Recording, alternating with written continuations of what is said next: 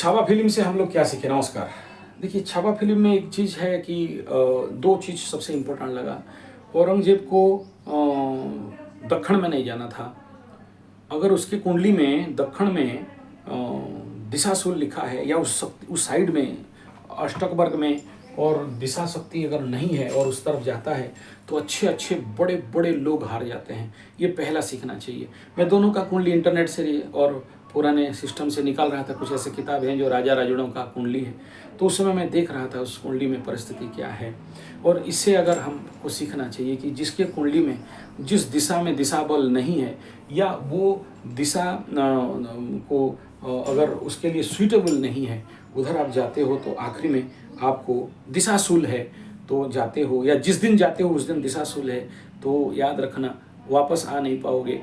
सबके लिए नहीं, जिसकी कुंडली में ऐसा योग है या लंबे समय, आजकल तो जाके ट्रेन में है, प्लेन में है, आ जाते हैं, लेकिन वहाँ पर कार्य सिद्धि नहीं होता है, बल्कि इस प्रकार का नुकसान होता है। तीसरा ये है कि जो संभाजी या छाबा जिसको बोलते हैं, जिसके साथ इसका युद्ध होता है, उसकी कुंडली को भी मैं निकाल रहा था पुराना लेवल पे, जो भी मेरे पास, हालांकि कितना सच झूठ अलग बात है। जिसके कुंडली में शत्रु हंतक योग रहता है, ऐसे शत्रु को जैसे बोलते हैं ना सांप और छुछुंदर, छुछुंदर को सांप अगर निगल लिया तो मरा और निकाल दिया तो अंधा हो गया। तो ठीक ऐसा ही है जो बताया गया कि ठीक है, चलो बूढ़ा तो हो गया था, लेकिन राजा रजवाड़े थे तो उनके पास क्या अभाव था, लेकिन वो वापस आ भी नहीं पाया और रास्ता में बोलते हैं पीला हो गया था और उसके शरीर में कुछ ताकत नहीं था और मर गया। तीसरा ये बिंदु है कि मरने के समय देखो एक और क्या सीखा। बहुत सारे लोग अभी बोलते हैं ना कि देखो कीट का जो अच्युत सामंत है गर्व करता है, घमंड करता है, और कोई बोलते हैं देखो केजरीवाल घमंड करता है, गर्व करता है। नहीं, आज नहीं तो बहुत से लोग बोलते हैं इनका कब बुद्धि होगा, कब अकल होगा।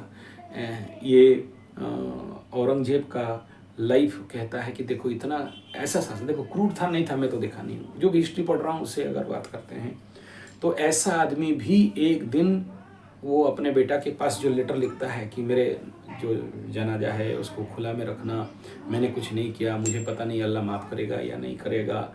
देखो एक ना एक दिन उसको भी अकल आता है। तो ये जो लोग मेरे को बोलते हैं कि अकल कब आएगा, किसी किसी का देरी बुद्धि बोलते हैं, देर बुद्धि, तो जब आया तब तक और उसके हाथ में कुछ नहीं था, सर्वनाश हो चुका था। चौथा ये उससे सीखने वाला विषय ये है कि देखो टोपी सिल के अपना ईमानदारी का रोटी खाने का सपना रखते थे और नमाज लिख के 350 रुपया कुछ ऐसे कमाए थे। तो एक लीडर, एक नेतृत्व के लिए देश का पैसा से ज़्यादा अपना पैसा का कीमत और मूल्य को समझता था। तो यहाँ इस युद्ध में जो सीखना, बाकी छावा जी से और शंभू जी से तो सीखना उसका ऑलरेडी मैं वीडियो दिया हूँ, बहुत कुछ है, लेकिन इस पार्ट में मैं एस्ट्रोलॉजिकली ये शत्रुहंतक योग दिशाशूल इसी को बोलने वाला था। धन्यवाद, नमस्कार।